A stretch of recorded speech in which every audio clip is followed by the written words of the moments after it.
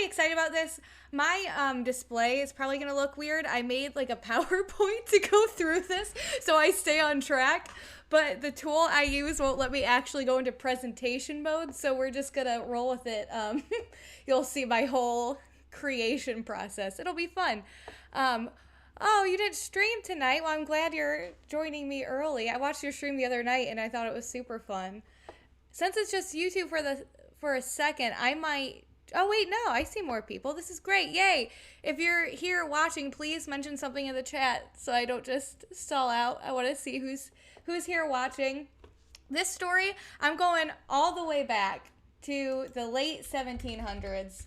That's like my time to shine. I tweeted about this. I don't know if anybody follows me on Twitter, but when I was in grade school, my family used to go to Williamsburg, Virginia, Colonial Williamsburg. It's like this whole city that's like a museum, and I would go every year. I would dress up in costume, and I was thriving. I would do voluntary book reports, and I would make, not book reports, like history reports, and I would make my classmates in like 2nd through 5th grade listen to this report because I thought they would like be interested in hearing about history. I didn't have to do it. It was my idea, my suggestion. So that's what we're working with. Hello, yay. It's okay. We can be quiet. Nothing's exciting happening yet. I posted this on my Facebook page. Let me switch screens here. Is this the one? Yes. This is proof of me getting in costume back in the colonial time. So I'm a big fan of this time in history. I don't really know why. I think it was just instilled in me as a young child. Yay, Judy Patootie. I know that's my granny right there. Figuring out Twitch. I am very impressed. My mom couldn't figure that out. Oh, this is great. Okay, so I'm just going to start diving into it. If you watch the other ones, it's going to look different. Like I said, I made a PowerPoint, but you can't actually... Very disappointing. I can't actually make it full screen, so I hope this works. I hope you still enjoy it. Yeah, Koi, I know, my family is supportive. I would say to a fault, but I think they find that right line. I'm very, very lucky. Like I said, I'm very surprised half of them have been able to get on Twitch and do this for me. I love it. So as you see here, we're talking about the Blennerhassett Island, and that's actually technically West Virginia, but it's this island in the middle of the Ohio River, which is a really disappointing island, in my opinion. So this is like, he's a smaller part of this giant conspiracy, and he's kind of like written out, I feel like, out of a lot of it. But this poor dude, like, I don't want to say poor dude. He had a lot of faults here, but he got pretty much swindled out of his entire fortune. He's rich. He built a mansion in some Ohio island. I didn't realize we had islands. So, yeah, it had to be those trips to Williamsburg that got me like this at a young age. So as you can see here, probably shouldn't curse on here because I talk about it with work stuff, but I'm gonna do it anyway. It's basically how Harman Blennerhassett lost his fortune by being a naive bitch. He got swindled out of his money. Aaron Burr came in. He had already caused himself a lot of trouble. I don't know why anyone would get on his team. But here we go. I'm going to start going through. So, first of all, who is our main character? Who is Harman Blennerhassett? So, he grew up rich. Typical rich bro here. He was like... His whole family was Irish, but he was born in England, and he kind of went back and forth between Ireland and England, like, super loaded. I read one thing that he was descendant of, like, a king, but I only saw that one place, so I wouldn't quote me on it. But here's where things get scandalous with him. He, like, there's, like, all of this conflict between Ireland and England at the time, and his niece was over in Ireland, and he was sent to go save her, basically, from stuff going on. Well, I guess they hadn't met until this point, or I don't know what the deal was, but they met and they fell in love. again, this is his niece, and they got married. And even back in the 1700s, this was a big no-no. It's pretty gross.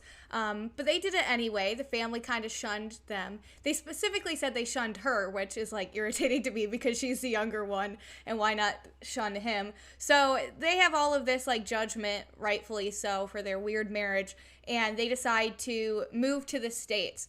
So they're shopping around a little bit, and they find this plot of land that actually used to be owned by George Washington, I guess. But they buy it, and they live in like a smaller house while they take 2 years to build this like giant party mansion. Like, this is supposed to be like one of the biggest extravagant homes like in the US at that point.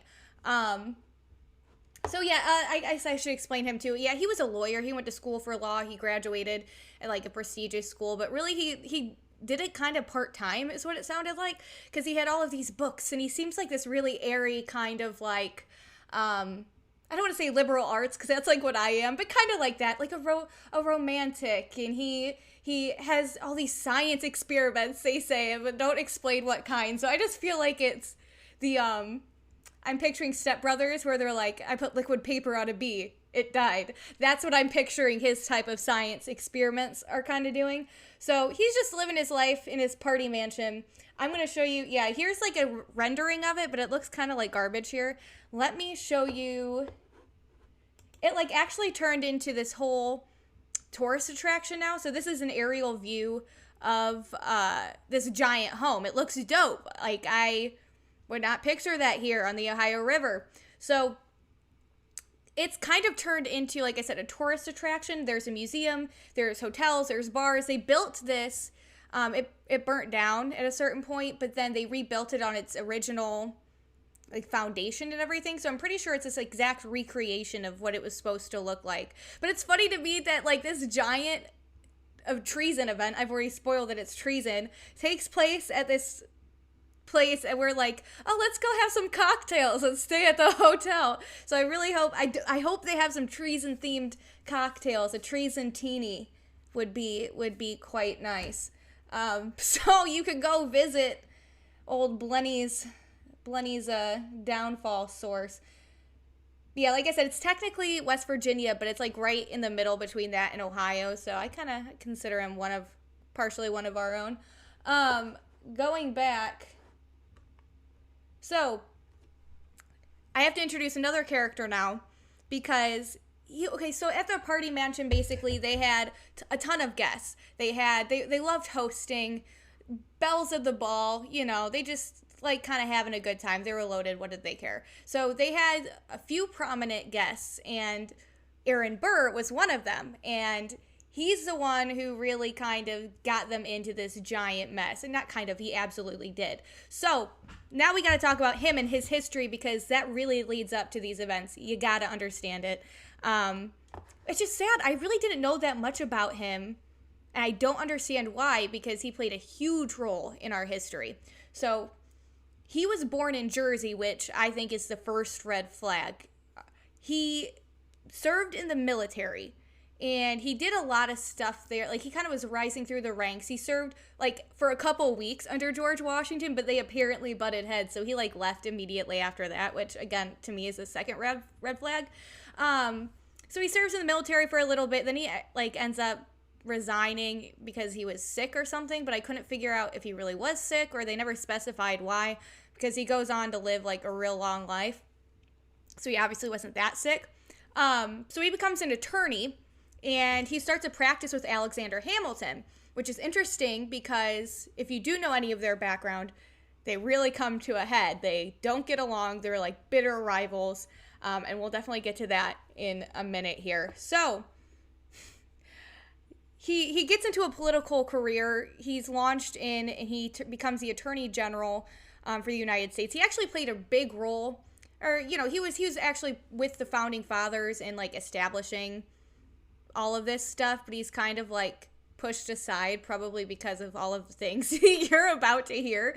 But he gets into the political game. He's around all the hot shots. He's the Attorney General. He gets elected to be senator, which kind of sparks a lot of his riff with Alexander Hamilton here. And then he runs for president after his like 6-year Senate experience, I suppose. So what's interesting, I didn't realize this either. He ran for president with the same party as Jefferson. And when they got to the Electoral College, they voted. It was actually a tie between Burr and Jefferson. At this point, Hamilton already didn't like him. So he kind of was trying to tarnish his political career. It went to the House, and Jefferson ended up winning. So Jefferson's president. At that point, that means Aaron Burr is the vice president. Are we clear on everything so far? We've got our boy Blenny, who's rich and kind of like airy. We've got Burr, who's like trying to pave his way in the political career. We're all set. Oh, I did want to point this out as an aside. I don't know if you can see it here, but this, to me, is the most unflattering drawing I've ever seen of a human being. And it reminded me instantly of Napoleon Dynamite, the drawing that he made of Trisha. So I put there because I think they're twins. I wonder if I can just make it big because I can edit this now. So if you can see, to me, the resemblance with the eyes and the nose is uncanny. So I believe that they may have commissioned Napoleon Dynamite for that lovely painting. So what's weird is it actually doesn't look anything like him from the pictures that I've seen, so it really is bizarre. So let's keep going. We're going to dive a little bit into now the kind of conflict that there was with Aaron Burr and Hamilton, because again, this fuels a lot of this. It's just like spirals and spirals and spirals. So Hamilton is pissed about this Senate race that they're a part of because he actually Burr beat out Hamilton's father-in-law for the spot. I guess they're tight. I don't know. I just feel like it's not like it's his dad. It's his father-in-law. But he beat him out fair and square. Hamilton didn't really like this. So there's like a lot of tension here. Hamilton's like really still trying to sully his career. He's like trying to stop him at every turn. So Jefferson ends up turning on him. And even though Hamilton does not like Jefferson's politics, like they're not really friends either, he figures it's safer for Jefferson to be in office. Because what's interesting is a few things I read made it seem like Hamilton, it wasn't even just like, oh, we don't like each other. There's this vendetta. He like fundamentally thought that Aaron Burr's way of thinking and his ideology was dangerous to the country. And I mean, I guess he ended up being right, but at that point, they were just different. So I don't really know what that was. So Burr then, what he realizes is he's getting knocked out for vice president. They're not going to have him do that again. So he tries to run for governor of New York. So he makes this bid, but Hamilton's a New Yorker too, and so he uses his ties to kind of cut him off there, and he loses. So, you know, Burr's just sitting here like, what the hell, man? Like, at this point, he knows Hamilton is up to it. He's like, man, this guy just won't let me live my life. Like, what the hell? So, basically, he keeps hearing more rumors about Hamilton talking smack about his character, and he's like, hey, you need to apologize to me. Let's settle this. Hamilton's like, no, I don't care about you. You're nobody to me. Obviously, I'm winning. Why would I apologize? So they end up setting up a duel. I did end up looking up the rules to, thanks Navajo. I didn't know you were home. So I looked up the rules to a duel because I was very curious. And I expected it to basically be like 3 steps, you know. You meet in the middle, you take 10 paces back, bada bing, bada boom. You take a couple shots, and whoever gets hit, fight to the death. That's what I imagined, but that's not true. Look at all of these rules just to duel somebody. Like, they took this gentleman thing way too seriously. I'm not going to go through all of them because it's insane, but there's so much talking, and it feels so childish almost because it starts with, like, I can't even understand the phrasing here. 10 duel commandments. This one, look at 25 duel commandments in this one. Let me make sure. Yeah. I think these are actually different ones for a different country, but it's, oh no, reprinted from American Duel, so I don't know. But there's a lot of talking. It's basically like, hey, you apologize. I don't want to. And then they, like, figure out lying, and someone takes a shot, and they, like, go it a bunch of times. But I figure, like, if you're not that far apart and you're, like, aiming, how many steps are you going to get through? I don't really know.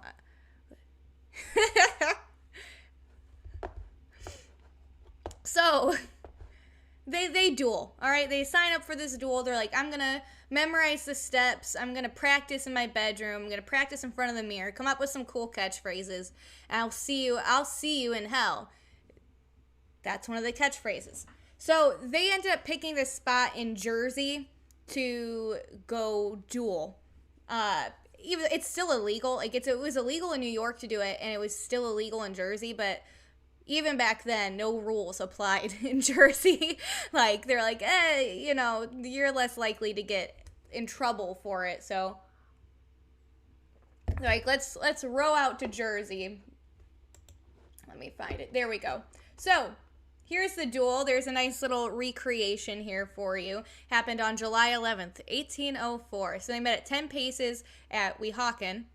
I guess that's in Jersey from what I read. But what's interesting is, so both of them fired, but only Hamilton was hit. Now, some people think that Hamilton threw the shot, like he just didn't want to do it. I read one thing that said, like, his son had been killed, like, in a duel, and they think that played into him just wanting to throw it, and he kind of thought that Burr wasn't going to shoot to kill, and so he was playing with that gamble. Well, Burr, I picture him as kind of being like a spaz. Like, he's getting beaten down, and he just is like, I've got something to show you.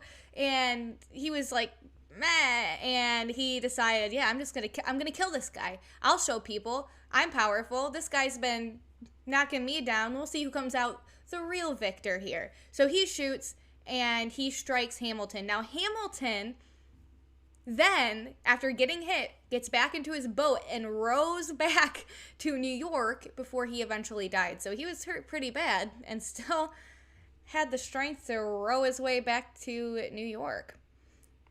So that's kind of where we put ourselves with the Blennerhassetts here.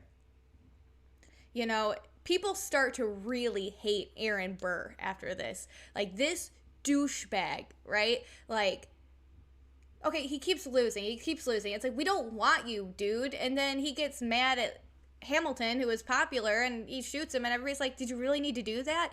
So he just, like, is getting lower and lower and lower on the totem pole, and he cannot handle that shit. He can't handle it. So, he died the next day. Which is just wild to me. That, again, he, like, was able to row his way back and like, do all of that. So, yeah, that whole situation just put everyone against Burr. So, he gets fed up. He starts concocting this plan. So, he wants to kind of create his own country. If they're not going to elect him here, I'll show them. I'll do it myself. I'll make my own country. I don't care. I don't even care. That's what Burr was sitting there, like, stewing in his head. So what he figures he can do, I think he had some connects with Spain, is what it sounded like, because he had this BFF who, the thing I read, he wasn't like a spy, but he kind of was like playing a bunch of different sides of the field. But he had connections to Spanish royalty. So his idea was he wanted to try and take over Mexico and I believe like the Texas region, and with him take a chunk of the U.S. Like, he wanted to do his own country Western and be, I think, prime minister is how they phrased it there. I don't think he was going to be like a president, because I think he wanted more power than that.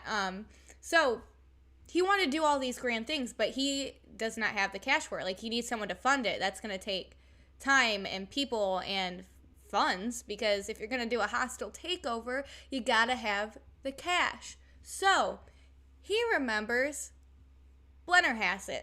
Blennerhassett, that dopey dude living in the middle of the Ohio River in his party mansion, money to blow, chilling. Well, he kind of like found a really good scheme going there with Blennerhassett, because he was kind of vulnerable in that regard.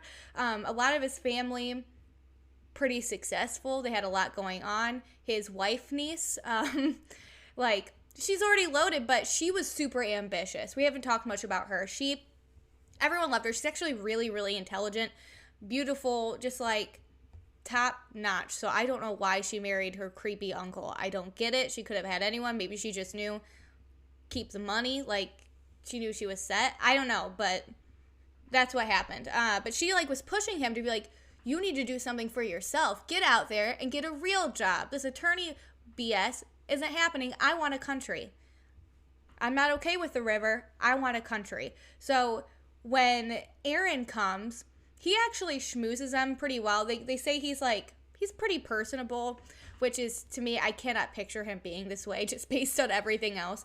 But he's kind of laying out all of his plans, and they're like, bingo, that's it. We want to get involved in this. And I have to imagine they don't know that much about what's going on in the U.S. at that time, because if anyone's going to put all of their money behind anyone, it would not be Burr, in my opinion. He's just going L after L after L, and he's on a low streak. So they decide, yeah, I'm in. Everyone hates you. Great call. Let's do this. So now we get into the planning. So the idea is Blennerhassett's got the cash. He's funding the whole thing. So the money's going to go towards getting like 15 ships. And it's specifically listed, not just the men, but like food for the men, whiskey for the men. They have to have drinks. I don't know if I can. I know the chat's in the way, but I don't think I can actually move it at this point. So I'm sorry you can't see it. But basically they are, wait, you have to do it on stream elements. That's what I thought, Coy. Thank you. And I don't have time for that. We're talking about treason. Too much important things. Yes, I will fix that for the next time. I didn't think about it when I was making this PowerPoint that I also can't make full screen. So this is a work in progress. But I'll at least explain it. I can probably move the like screen and stuff too, or make it smaller when I get to those points. Like, oh, that didn't help. Hey, but I made it full screen. Wow. There we go. Makes it worse for you guys, but I enjoy it more. Okay, yeah, let me make this smaller again so you can see. Basically, Blennerhassett's cash. He's flush with cash. He's ready to blow. He's gambling on this whole thing. Shut up, Coy. I know I'm learning. It's a slow process.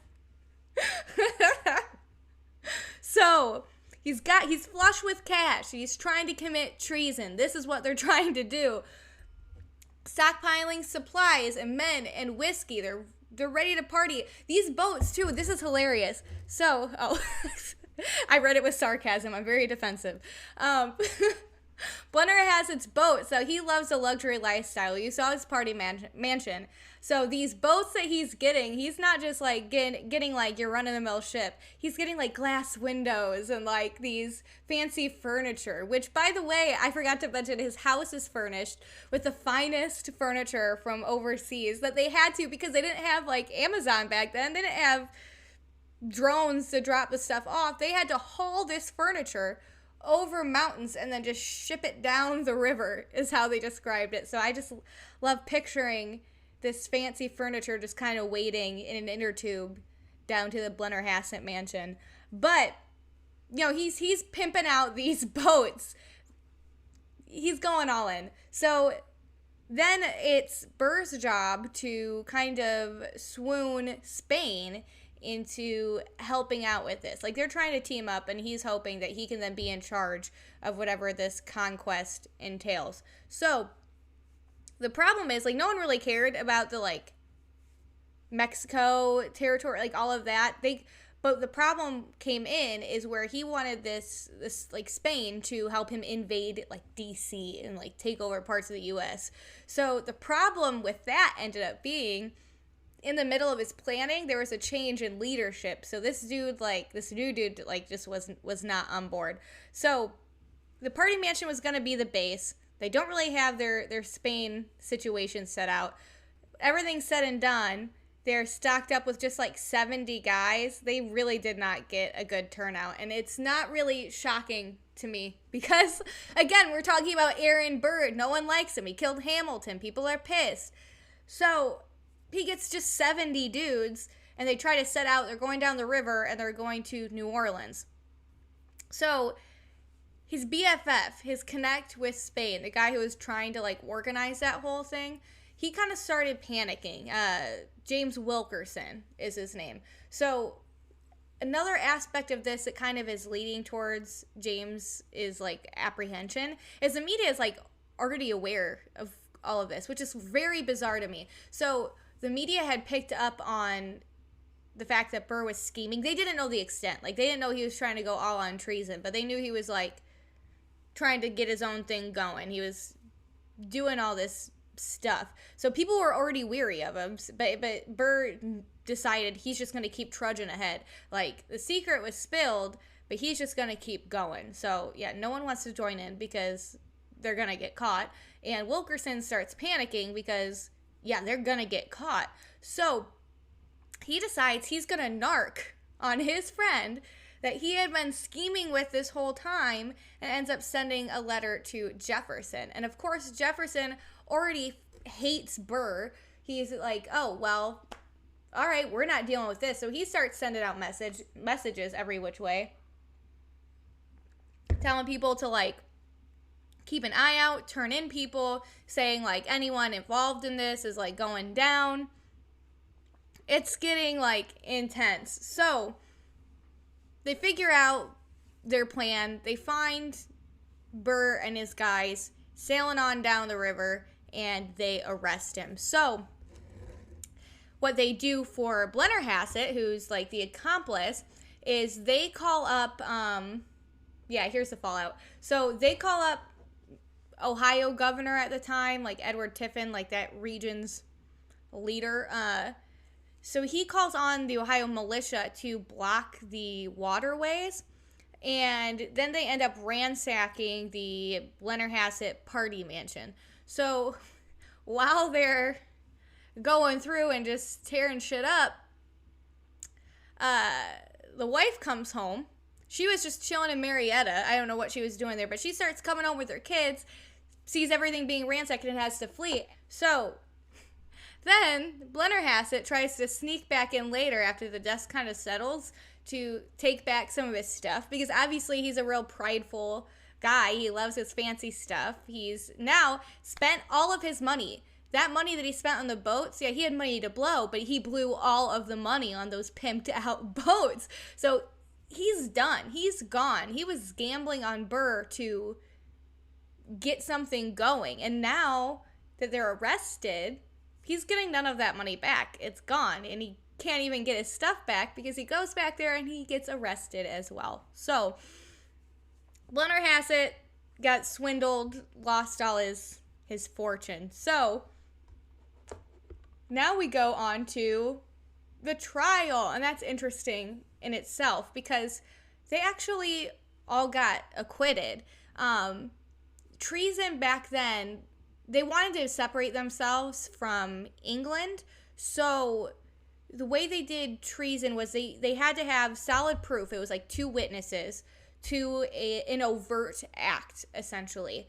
So they decided that, like, they all basically knew, yeah, he was committing treason, but they didn't have the 2 witnesses for him doing an overt act. Him going down the river, they decided at that point was not an overt act. And the same thing goes for Blennerhassett. But their outcomes in life very much did come differently. So Burr, after he's acquitted, yeah, his life's over, though, basically. Like, he did everything politically, like career suicide. He was already down. Like, he should have just lived out the rest of his life in obscurity, but he tried to, like, I don't know. The plan was just doomed from the beginning. I don't understand him. So he's done. He starts moving around. He tries it again, though. God, I didn't write down where. But he moves. I think he tries to team up with Spain again. But he tries to do some more, like, taking over, more conquesting. And he fails again. This dude is failing after failing after failing. And he just, like, can't take a hint. Eventually, he does take a hint, though. He remarries, but the wife, like, can't handle him, basically. They divorce, like, instantly.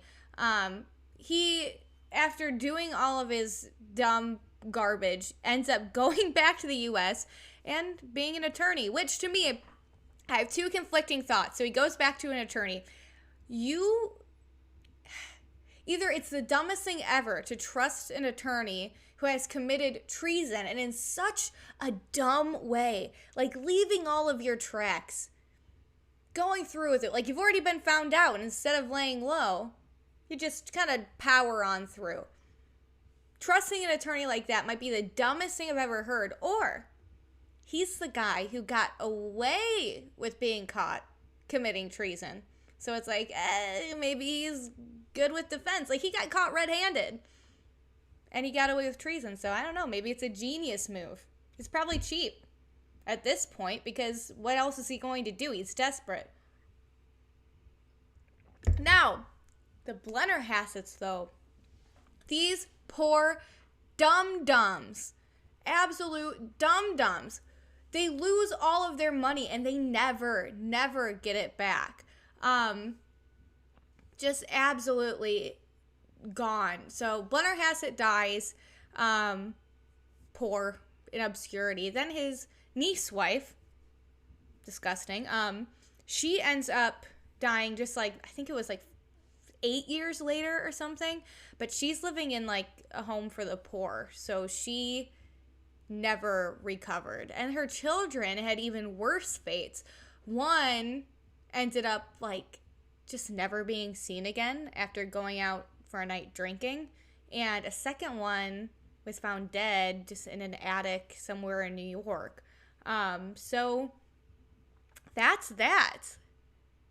That is the story of the Blennerhassets. And again, all of this nonsense you can go see all on this nice family vacation.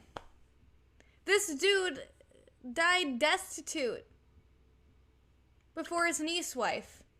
And now you can go have a cocktail on the pavilion of his treason mansion.